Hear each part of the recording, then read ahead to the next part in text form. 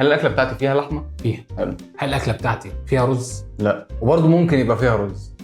يا دي برضه يا عم ارحم امي. وايه الاكله اللي ممكن يبقى فيها رز؟ عادي ممكن يبقى الفته برضه ممكن يبقى فيها رز. لا ممكن يبقى فيها رز عادي. هل الاكله بتاعتي فيها بطاطس؟ لا. ماشي. انت كل مره عايز بطاطس وانا مش هنقولها. هل الاكله بتاعتي فيها لحوم؟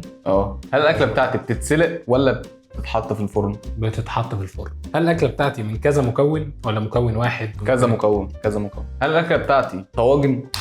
لا مش طواجن. هل الاكله بتاعتي فيها دقيق بشكل عام؟ فيها دقيق. ممكن يبقى فيها رز. ممكن يبقى يعني هي فيها دقيق وممكن يبقى فيها رز.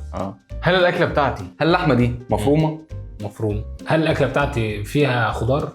هل الاكله بتاعتي بتتعمل في حله؟ لا. هل الاكله بتاعتي بتدخل الفرن؟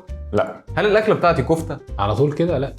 لا. الاكله بتاعتي مشهوره اكتر في البيت؟ لا مش مشهوره في البيت. لا مش مشهوره في البيت، ما بتتعملش في البيت. بتتعمل عادي بس مش مشهوره. هل الاكله بتاعتي جلاش باللحمه؟ لا. هل الاكله بتاعتي في مطاعم شعبيه، اكل شعبي؟ لا. هل الاكله بتاعتي سمبوسه؟